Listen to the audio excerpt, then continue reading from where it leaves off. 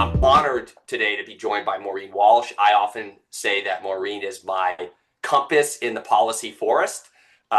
We are in a world right now where waste disposal costs have soared to my estimates in excess of 90 billion a year here in the United States, seeing about an 8 to 12% annual growth. Landfill capacity is tightening.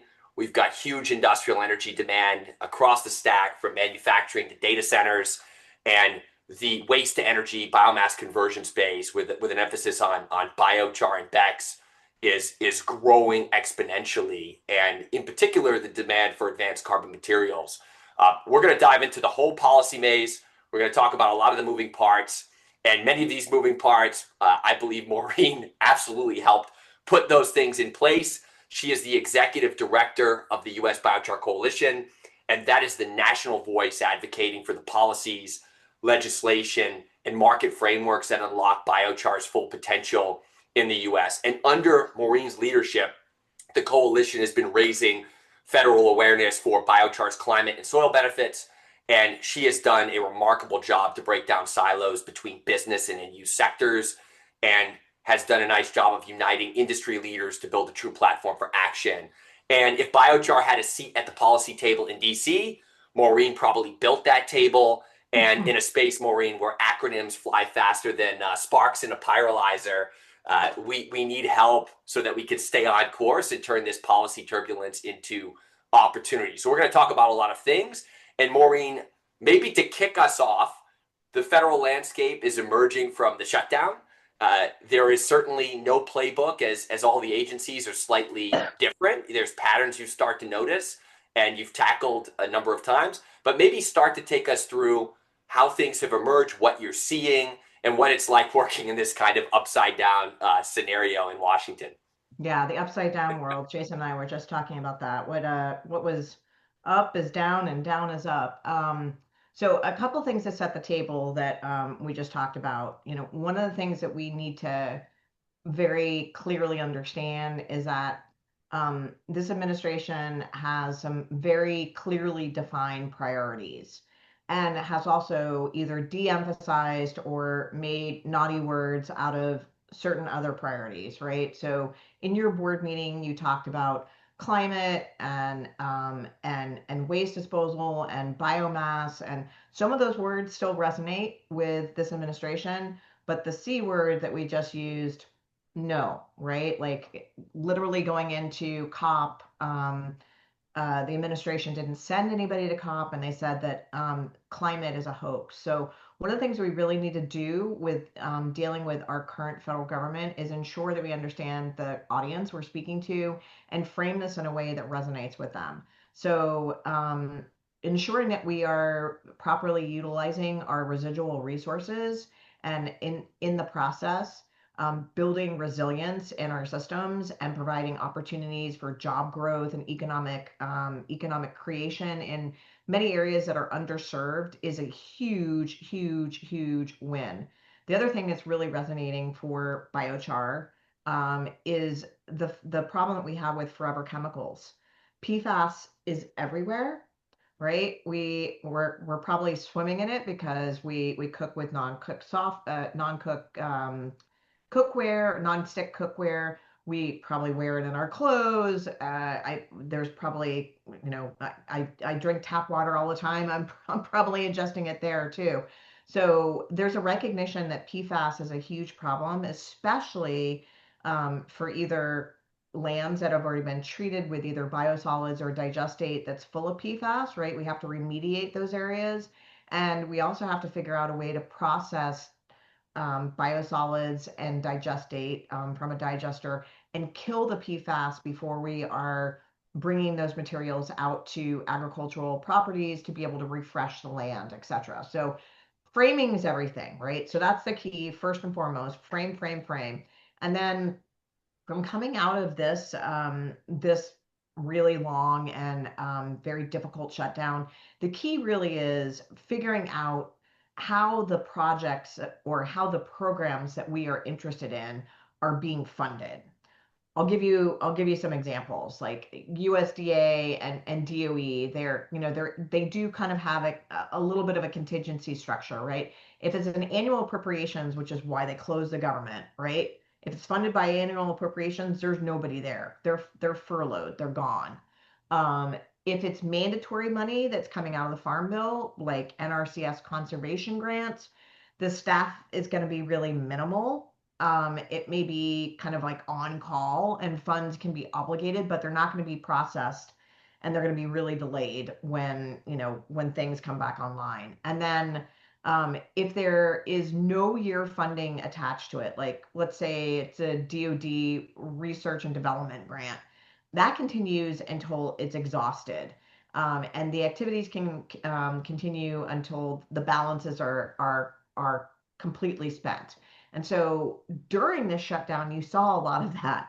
There were some aspects of EPA that were open, right? There were some aspects of USDA that were open. There were some aspects of DOE that were open. Not everything was a carte blanche of being shut down.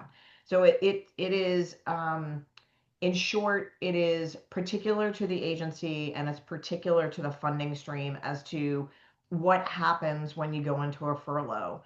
Um, Now, I will go back to this thing that I said earlier, right? We have to ensure that we are realizing that this administration is not like prior administrations, and there are certain things that are just going to be thrown out with the bathwater, unfortunately. Like if it's a clean energy thing, if it's a sustainability thing, it's probably going to be halted. And that's not necessarily related to the shutdown, that's related to the Trump administration's stated priorities. So I wish I had a clear answer to give you. The clearest one would be, keep an eye on the agency's website and on the sub-agency's website, right? They normally have some information that is provided for people to be able to understand what happens when the lights come back on, right? The lights come back on, people come in, they have to dig through their emails, they have to pay their bills, right? And then they have to like get to picking up the projects that they were working on. And if it's technical assistance, that comes on pretty quickly. But if it's an RFP that's coming out, for a project or an opportunity in a couple months, that RFP is probably going to be delayed as a result of the shutdown. So, and one of the things that you and I talked about before, which is, the government's back open, but we are still operating under a continuing resolution under it literally is because this year we're operating under a complete continuing resolution. So the last year we passed proper appropriations bills was 2023. So we're operating under that Congress's appropriation bill and that administration's priorities. That's one of the reasons why you saw, I think, the rescission packages earlier, because there was no input from this Congress or this president. And so they used a really heavy hand to put their input there. So, and January 30th is our next deadline to ensure that the government, the federal government, is funded again. What I'm hopeful for, we are in that upside down world, right? Sometimes in the upside down world, people do things that you don't necessarily expect. But I will say the thing that is looming, and I think is really in a lot of people's minds, especially the House, right? All 435 House members are up for reelection. Every 2 years, their term is over. And there's a third of the Senate that is up for reelection. It is really, really hard to run for reelection if all you've been doing is like, send me to Washington to break things. That doesn't seem to go over very well. So I think you're going to see some desire for cooperation on this next appropriations bill, which must be passed by January 30th. And it's still, I think what they're trying to do is parse out some more distinct appropriations to be able to pass. Ag is passed for a full year, right? So if January 30th comes and the federal government shutdowns again, the Department of Agriculture will actually be open because they received their full year funding under the CR that reopened the government in November. So it's not going to be a full shutdown government-wide. And the hope is that we'll see some distinct appropriations bills that are passed. And then what we are not able to finish, we gear up with a continuing resolution. It's called a cromnibus. It's really a delightful term, but it's likely that that is, what gets passed, and hopefully then we march on, because November, the first Tuesday in November, is coming sooner than anybody wants or expects. And all of these folks have to go out there and run on their record. And if their record is like, I did nothing, that makes it really tough to be reelected.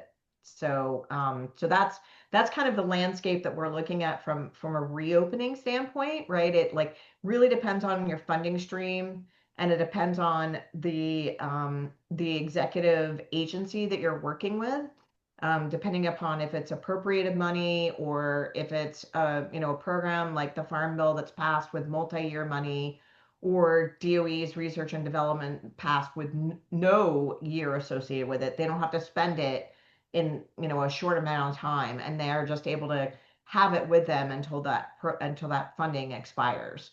So it's all dependent upon where that funding stream comes from, because appropriations have to be passed every year, right? That's discretionary funding. It's passed on an annual basis, and that's what grinds to a halt if it's not passed. And Maureen, one of the I I speak a lot with many different leaders across the space, public, private. I was talking to a board member of a large energy company, and he was basically saying, the only crystal ball worth owning is conviction.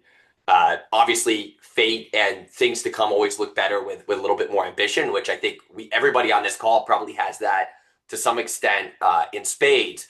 But I think you made some really profound points. You talk about appropriations, obviously money being allocated and potentially shifting buckets if there's some level of alignment with the types of projects you reference, whether it's a Superfund site, cleaning up PFAS, it's soil amendment. Can you speak a little bit, especially from the last meeting you hosted on the Hill with different policymakers, about, I talked at the beginning about there's a lot of acronyms. Obviously, for the people on this call, probably code 336, RCPP, which is the Regional Conservation Partnership Program, REAP, which is the Renewable Energy for America program. I get questions daily about 45Q in addition. Can you speak, Maureen, a little bit to where you're seeing those particular initiatives from the lens of your most recent dialogues and conversations on the Hill?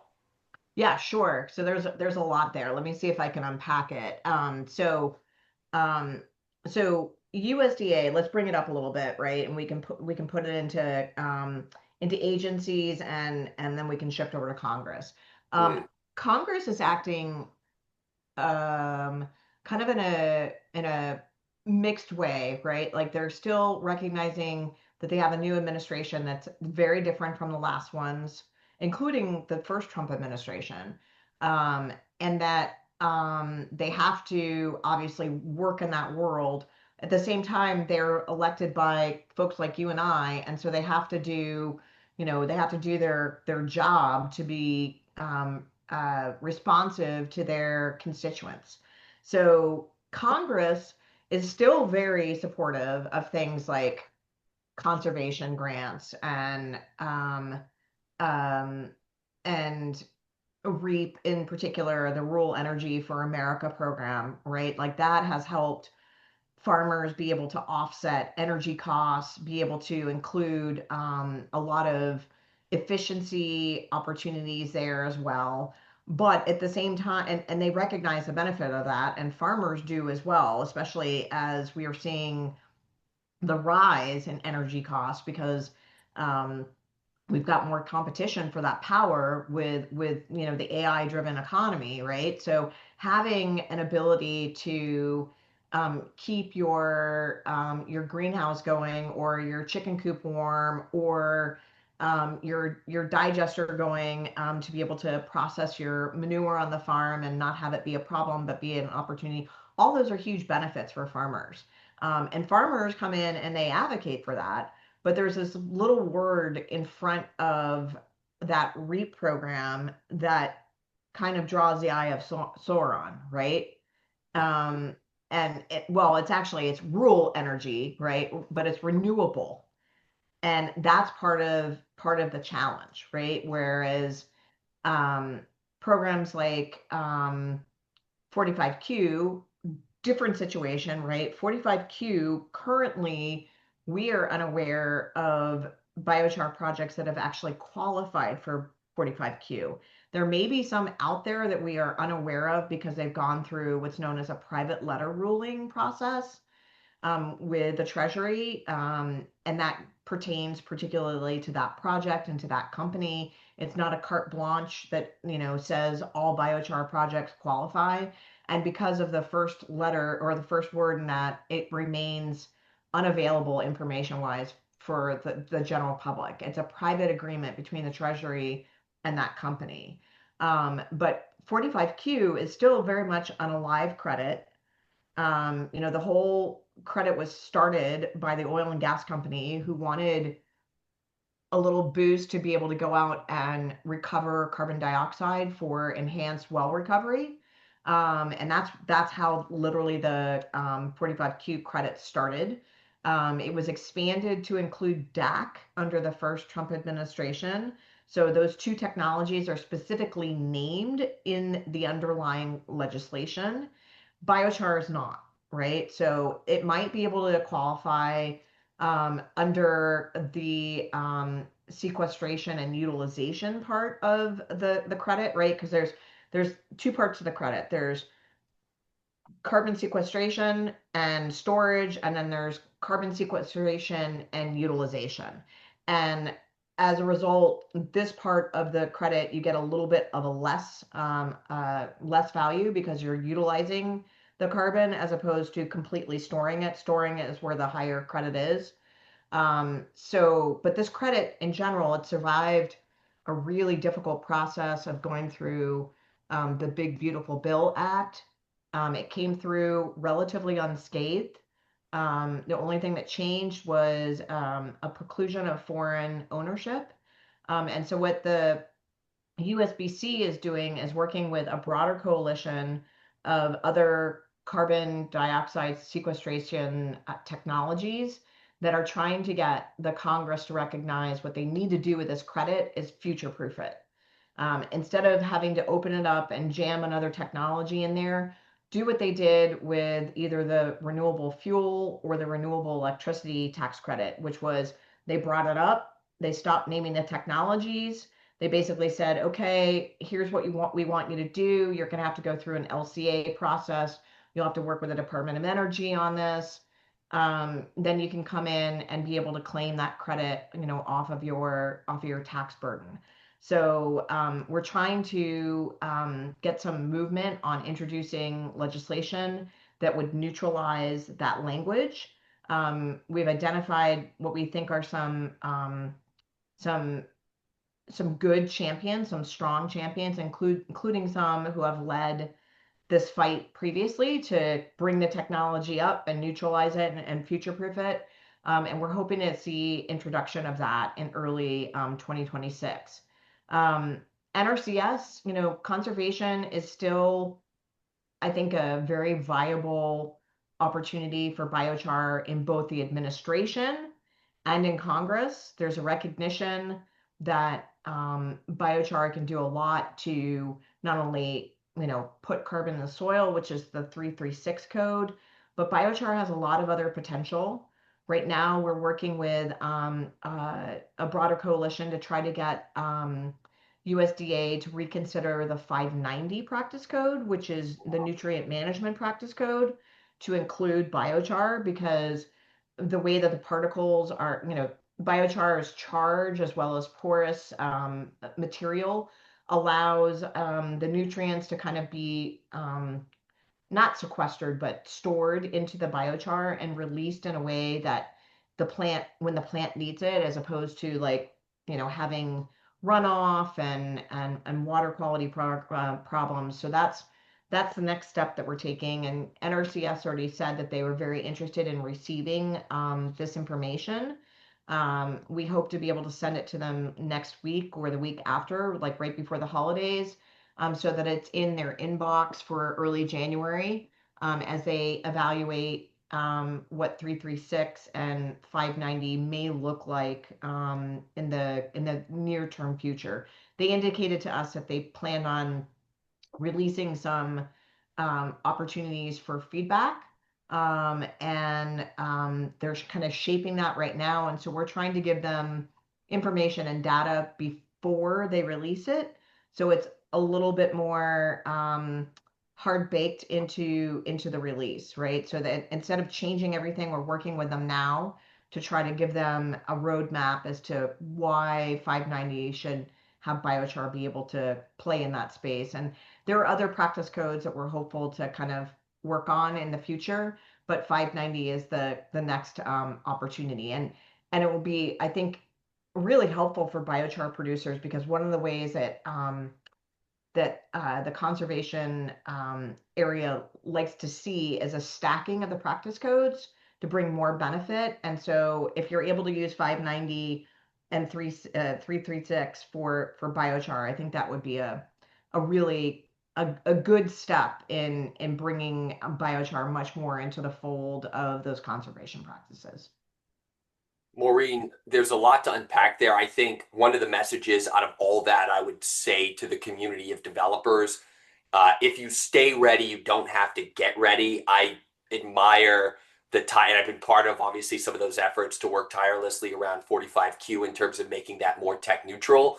Yep. One of the elements in the 45Q discussions has always been about permanent long duration sequestration. And you need to demonstrate, obviously, as a biochar producer through life cycle analysis Yes. and monitoring, which is something we specialize in here at Grain, that the added biochar retains carbon over long periods of time. That's important. I also appreciate you highlighting the nutrient management 590 under NRCS, which is really important. It hasn't gotten enough attention, I believe, around source placement, timing, all these really critical elements. And the other thing, Maureen, we see a lot as I travel the country is some case studies and lab tests and data around adding biochar as an additive, like to cattle feed, for example. Have you seen? It's early innings on that, and then I want to just ask you one more question on the farmer side, and then we'll progress on in the dialogue. But are you in terms of end use applications for biochar, with nutrient management, we know is a critical one for soils. We've talked a lot about asphalt, certainly at USBC. One of our members, Verde Resources, is doing some incredible work there.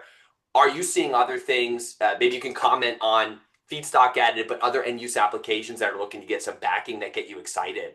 Yeah, Tied into absolutely. 590. Let me address one quick thing, and that Yep. is, um, you know, and there's, I think, a very strong recognition that to be able to um, lengthen the runway, so to speak, on attacking climate, one of the ways that you can really try to go in early is by looking at various different greenhouse gas emissions in the agricultural sector, right? Methane is a big issue, and so biochar helps with tap down on methane production in lagoons. What we're seeing, if you actually add biochar to lagoons, now more research needs to be done on this, that there is actually a way to be able, it will literally change from anaerobic digestion to aerobic digestion by adding the biochar, which is huge, which means you're not making the methane anymore. Methane is a shorter lived climate pollutant than carbon dioxide, but it's much more impactful. So the other thing that you mentioned is utilizing biochar perhaps as a feed additive for bovine or other animals that have more than one stomach. Um, Especially under this current administration with an emphasis on MAHA and Make America Healthy Again, I don't think that that would be a really wise idea to focus on. The other thing that you see sometimes is once you're testing the proteins that result from those animals, that some of those feed additives are actually shown to be pulled through into the milk and meat. And I don't believe that biochar is in this space, but some of them have been shown to be carcinogenic as well. So that area is probably not the area that we want to spend a whole heck of a lot of time on, simply because of the current policy arena and its unlikely success. But I do think that there's a lot of opportunity for biochar on the farm, in ways other than just sticking it in the ground, right? Like we talked about one of them right there, which is lagoon treatment. Certainly beyond the agricultural sector, there's a heck of a lot of interest in utilizing biochar to help lower the carbon output of a lot of other industries beyond the agricultural sector. Um, or even just utilizing it for its remediation properties. So we're seeing people use biochar in industrial areas, for instance, remediating brownfields. Um, the porous structure and the charge helps to bring those aspects into the biochar, and then they can remove the biochar. Utilizing it as a replacement for coke in steel making, utilizing it in nanotechnology, battery technology, um, utilizing it in Portland cement to be able to entomb the biochar, period, number one, and number two, also to be able to tap down on the greenhouse gas off-put from making the cement. In short, there's a heck of a lot of aspects of biochar that can be utilized to help make, pardon me, to help make our heavy industries far more competitive on a world stage, because while the United States has pivoted from focusing on climate, other significantly large economic areas of the world have not. And so for a multi-nation, a multinational corporation to be competitive in Europe, they are going to have to take these steps to bring down their greenhouse gas emissions.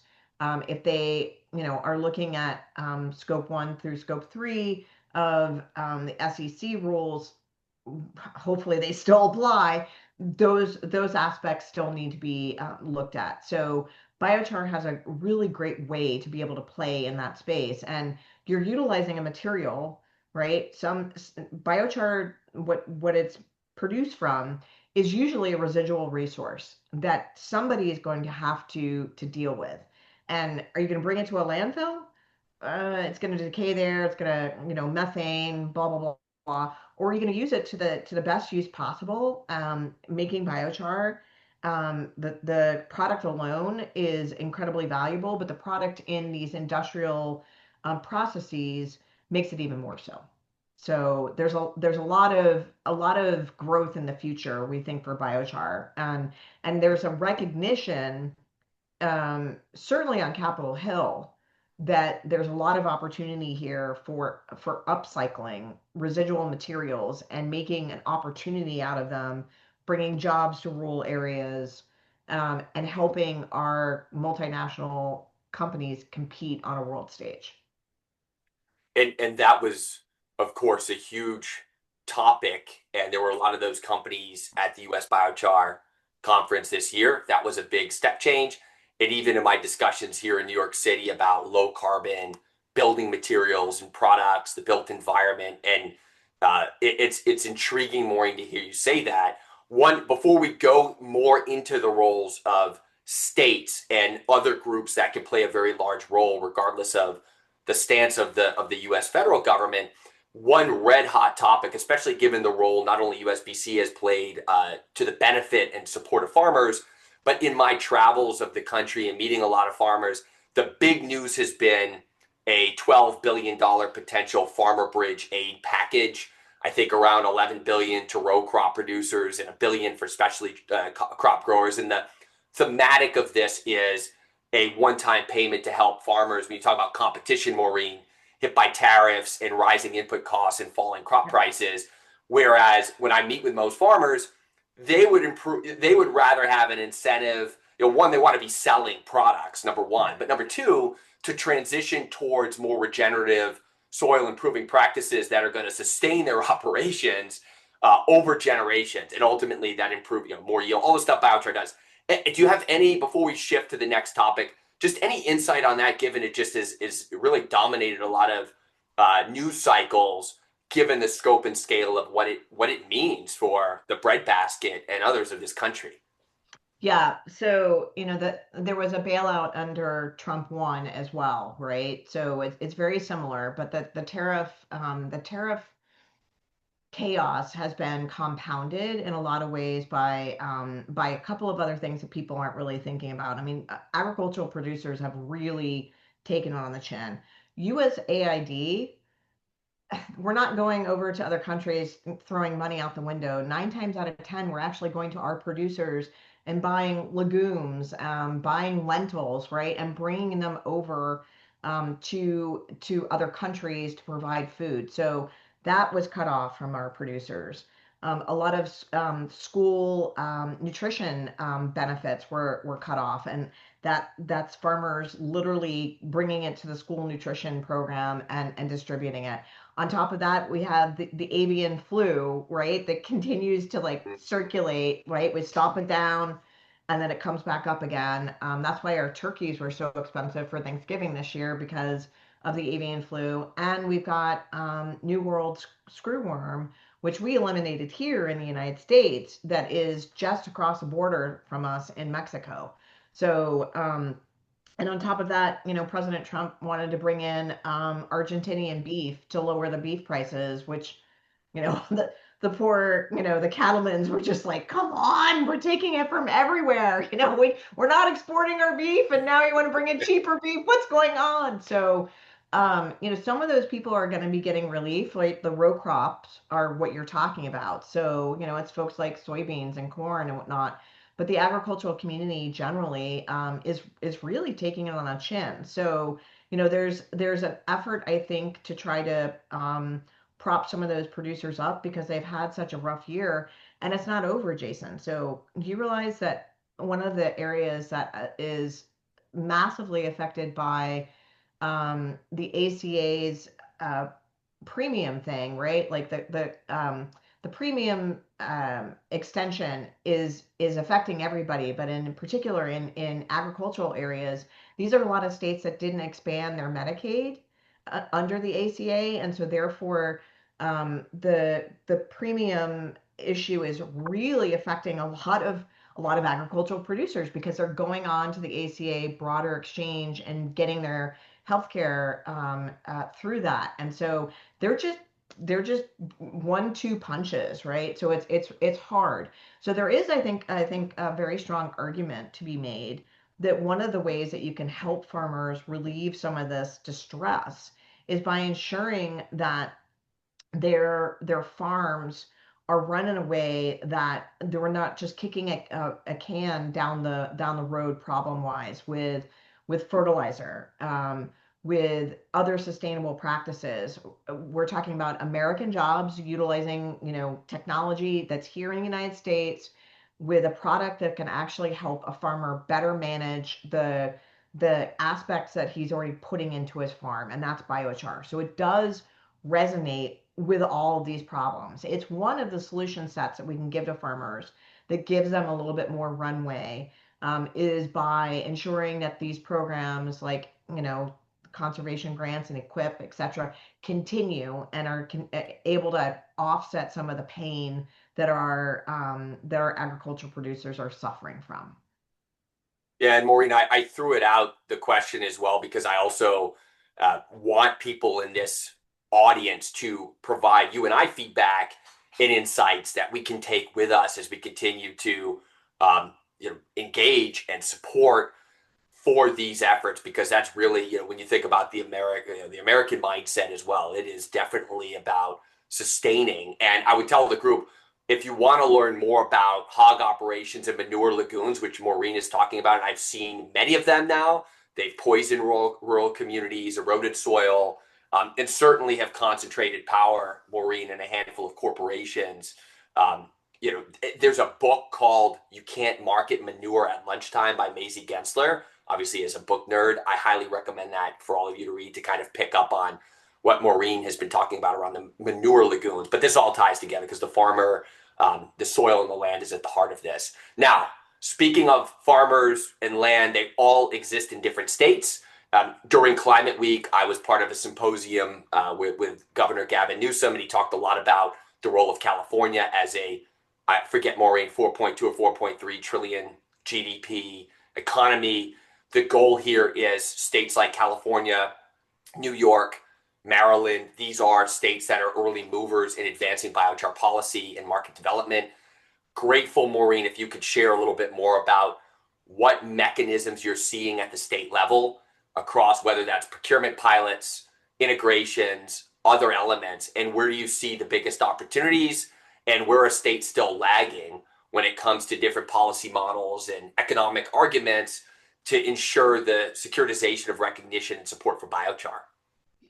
Yeah, so it's interesting. I wish I could have been a fly on the wall, or at least to have a microphone or something in your ear when you're talking with Governor Newsom, because we had two major biochar pieces of legislation that passed in like with overwhelming bipartisan support in the California legislature this past year, with support from CARB, the California Air Resource Board, which is the board that kind of like governs their renewable fuel standard, and a bunch of other activities that are really trying to have California lead the way when it comes to decarbonization. And he vetoed both bills. One at literally the last day that he could veto it, and his argumentation was that they didn't need legislation for this. That's the stuff that CARB could already do.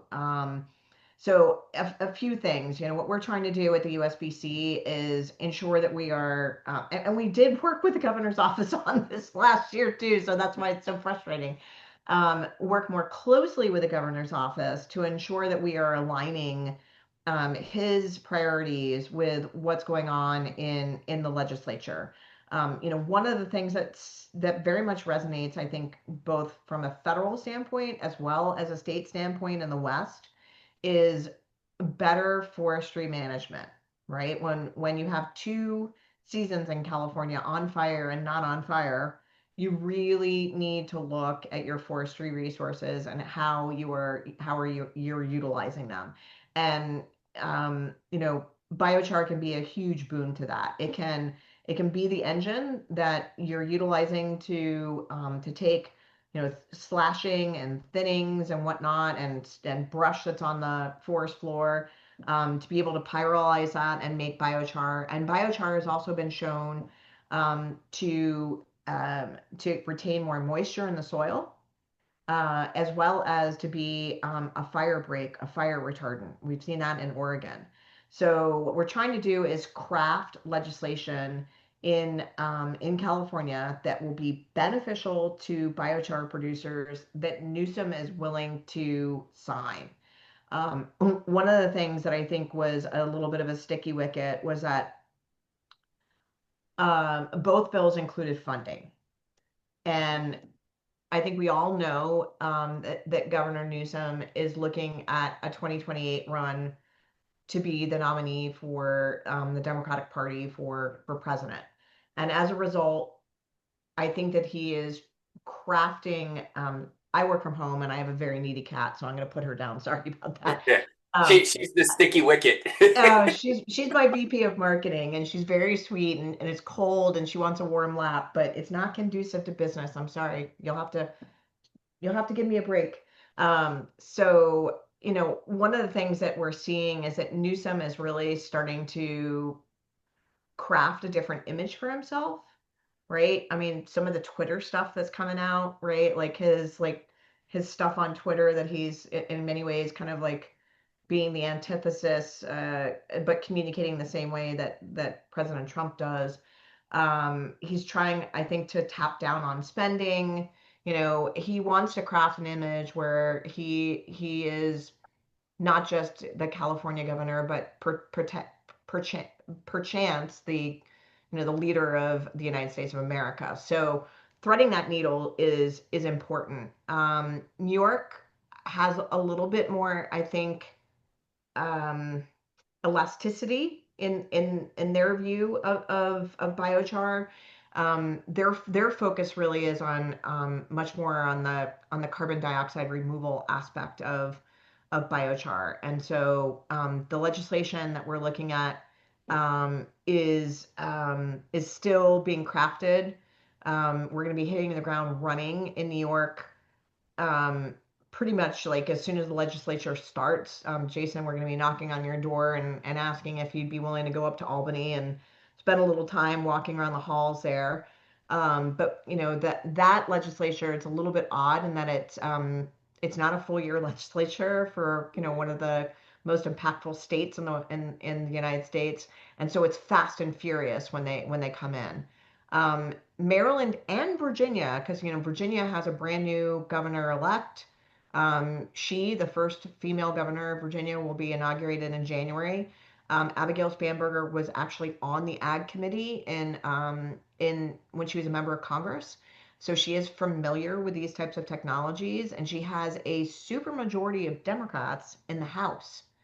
So that is completely new, and I am hoping to work with a couple of the newly elected legislators one of whom actually came out of the Biden administration and REAP. He was a head guy over at the Rural Energy for America program under USDA to try to craft some biochar legislation for the Commonwealth of Virginia. So we're starting to see the states pick up in a certain way where the federal government is ceding, and it's really unfortunate that the federal government is kind of walking away from some of these programs.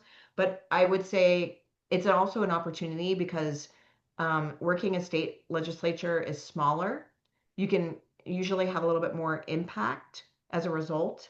And many times it's a faster path to fruition as opposed to the slog that Congress can be, right? Because we do this twice a year for the USBC, and it's like it's Sisyphean work. You push that boulder uphill until it finally goes over the other side.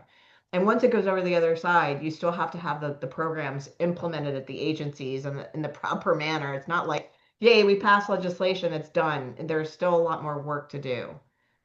I So, do yeah. see I do see Virginia as kind, and having lived there for many years too, as kind of like a Goldilocks state. It's really ripe all the way around when it comes to not just regulation and permitting, but just a strong and willing business environment and access to DC. And I've followed Bamberger for quite some time, and she's somebody I think that's going to be very active and promoting the cause. And likewise in New York, been a friend and follower of Congressman Tonko. And also, I'm excited to go knock on his door with you in Albany because Yep. he loves this stuff and he's very well versed. And then, as we go into it, you're seeing the emergence of these little hubs. Obviously, New England, where I grew up, there's some excitement there, but there's work that has to be done. Obviously, Maureen, you've rolled up your sleeves and leaned in numerous times Yep. to help policymakers in those places to see the value proposition and understand that a lot of times they're basing their permitting on old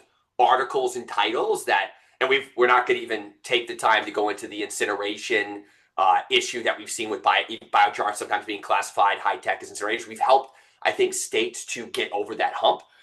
One thing I would just add on, just because Hopefully that oh, the EPA guidance that was issued in 2024 is helpful, right? Like that hopefully flows downhill. Like EPA no longer considers clean cellulosic biomass in a pyrolysis facility as incineration.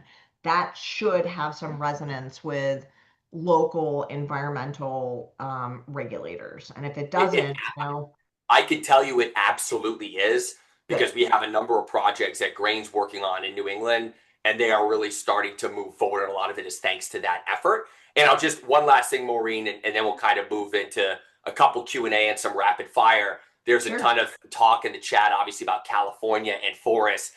Maybe if you, and obviously this one's close to home too. Obviously, my home state senator, Sheldon Whitehouse has been a big supporter, along with Bruce Westerman and Congressman Scott Peters, for the Fix Our Forests Act. Do you want to just give a little bit of light to that? I think I've gotten a lot of questions about it. I know the audience would probably like to hear from you a little bit on what Sure. you're seeing with that and what it means for California and maybe the rest of the country. So let me just give a quick update on where we are legislatively on Fix Our Forest. So um, it has already passed the House, and it passed with overwhelming bipartisan support, which is great. It has gone through the Senate Ag Committee and has been voted out as Senate Ag, and um, uh, the the sponsors Hickenlooper, Padilla, and Curtis and Sheehy have are trying to get it to the Senate floor. There's actually Mm. some chatter that it might get to the Senate floor in these 2 weeks. I would be surprised given that the healthcare vote is also looming, and that was the promise that John Thune gave to the Democrats to reopen the government. But it's in good shape, and realize that this is the Congress doesn't end in December. This Congress runs for 2 years, and so it rolls over into next year. And so if Fix Our Forest does not pass in January, or sorry, in December, it is right on the top of the docket for January. They're going to need to do a little bit of maneuvering because the Senate version is slightly different from the House version. And so what they'll have to do is go to a conference committee where they work out the differences between the two bills. Hopefully they should be fairly minimal. And then they're brought back to both bodies to pass and send to President Trump. So what I want to emphasize with Fix Our Forest, what they're trying to do is the whole idea is better forest management. Bruce Westerman is the only registered and up until being a member of Congress practicing forester in the Congress. So this was basically his baby. And the big key for this is like wildland urban interface and catastrophic wildfire risk, right? So they're trying to tap down on that. And so the legislation is looking for they don't specify, right? Because what Congress does is have broad boundaries, and then they give it to an agency um, to implement. And so this will be the U.S. Forest Service and the Bureau of Land Management that will probably be the regulating bodies. But they want basically 21 regions to be focused on. It will probably be the West, including California, Oregon, Washington, Idaho, Montana, Colorado, Utah, Intermountain Pacific Northwest regions, and then the East and the South. And the primary focus is the reduction of hazardous fuels, on-site mobile production of biochar, right? So that is the big thing. A whole section 301 on biochar, soil health and restoration, and last but not least, and this is key, market development, right? Like that was a big aspect for us. Like they were talking about research and development, and we're like, okay, research and development, great. We've had a lot of that. We need to focus on market development, right? So that is the crux of Fix Our Forest. I do think a lot of the bigger focus will be on Western lands, but realize, and I'm a Virginian. We have a lot of rural areas in Virginia, and we have a lot of national forest. And And some of the best vineyards, yeah, by the way, which a lot Allegheny, of people have no idea about, but that's a side point. a huge viniculture has sprung up. And we always like to say that came from one of the founders of Virginia, Thomas Jefferson, who was a big wine guy and brought wine grapes back over from France when he was the ambassador there. And vinoculture can be utilizing biochar as well. One of our members at USBC, Mayo Ryan, with Monterey Pacific, they do zero greenhouse gas or zero carbon wine because they're utilizing the biochar right back into the vineyards. So that's a big possibility. But anyhow, I don't want to short shrift the South and the East because there are a lot of biogenic feedstocks. Mississippi, Arkansas, North Carolina. all of those areas have a lot to offer when it comes to biogenic feedstocks that could make biochar, and woody feedstocks, forestry research that can make biochar. And Maureen, at the end of the day, when you are in a situation where you can turn excess fire-prone material into a climate and energy asset, it's a win for everybody. And that's one of the reasons when I've met on the Hill, thanks to USBC, it's really nice to hear unison amongst the different sides, whether in the House or the Senate, amongst dealing with these issues. It seems to be pretty collaborative, and that's always quite exciting. So I appreciate that, and obviously we'll share post game. We'll share more with the audience. Now, I'd like to, if it's okay, drift over to one or two questions. Sure. And what's interesting to me, and I'm not super surprised. I mean, for many of you that don't know, I started my career in the data center space. I'm not surprised. And you lit Maureen, Virginia's data center alley, obviously, and especially near Ashburn, Northern Virginia. We have a ton of data center questions. I guess, Maureen, I'm going to do my best to summarize what I'm reading in the Q&As. Essentially, this administration has outlined a plan for self-sustaining data centers that could integrate on-site energy, or we call them microgrids and closed-loop systems.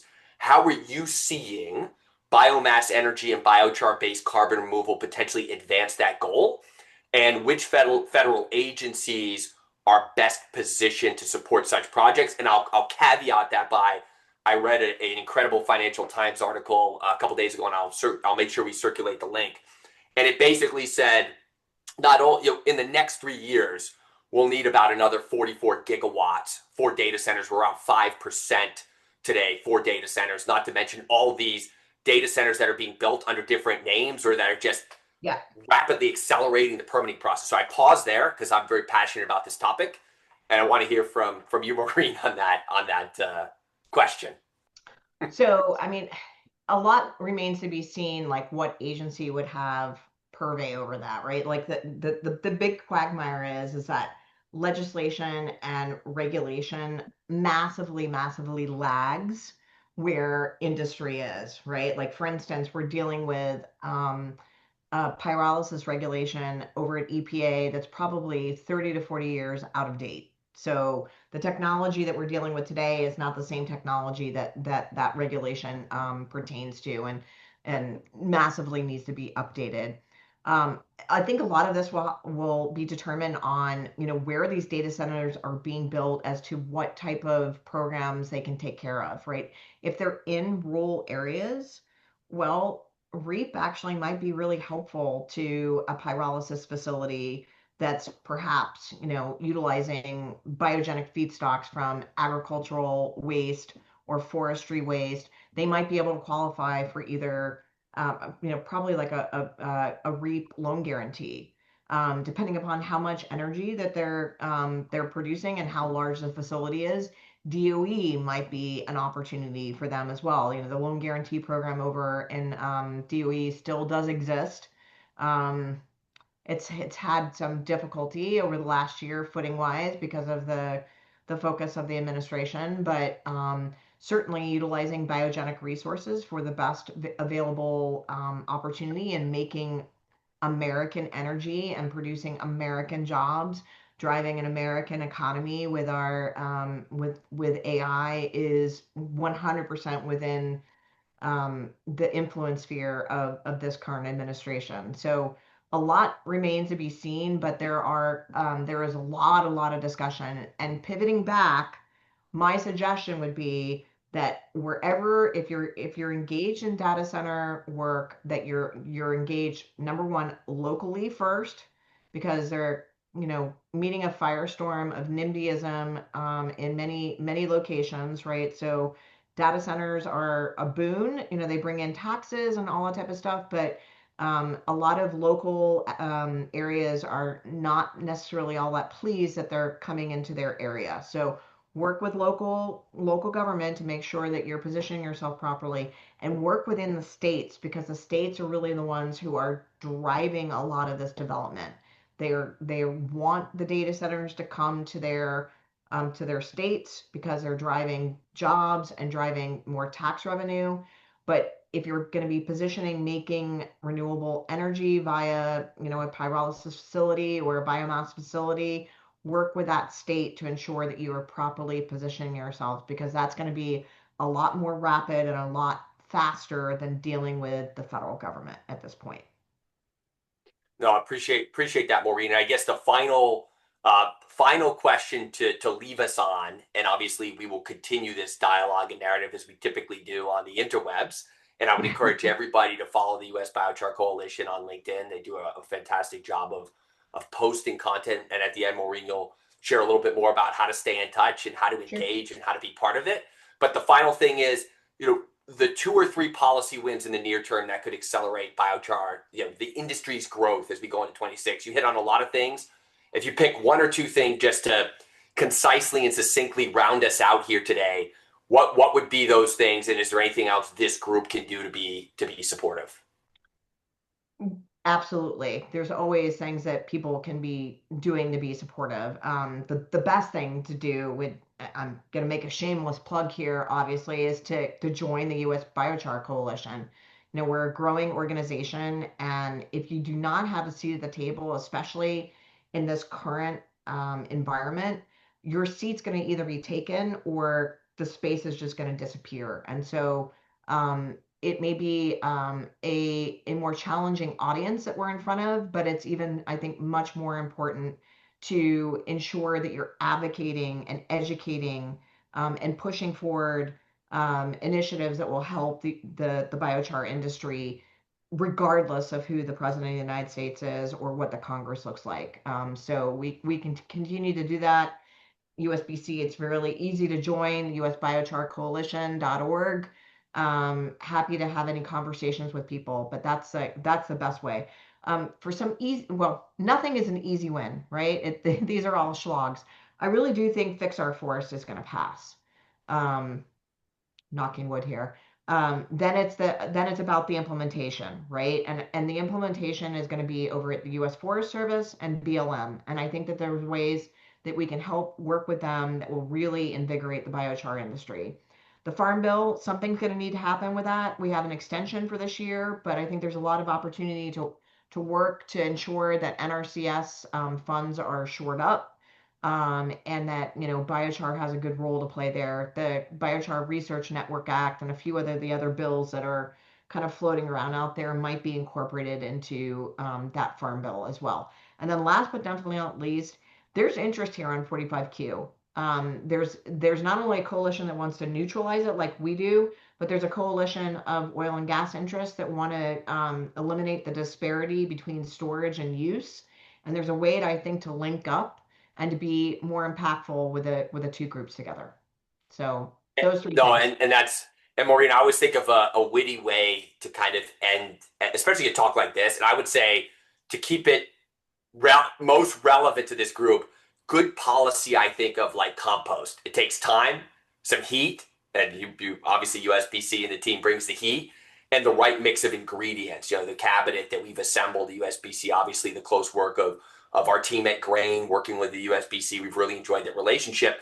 And then it starts to grow something really useful. I think I personally been blown away by the progress. I know it doesn't feel like it at times to a lot of the folks on the call, but it is happening.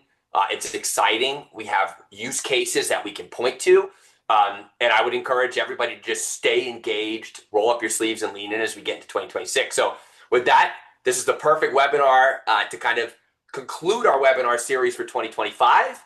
Maureen Walsh, thank you as always for all that you do representing our industry on the Hill.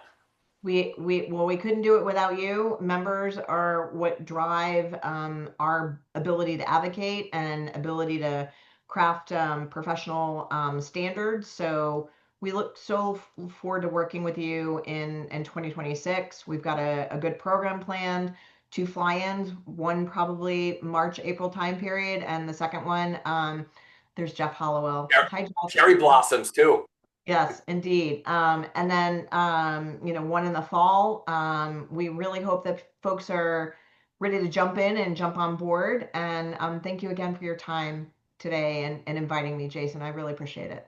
We appreciate you, Maureen.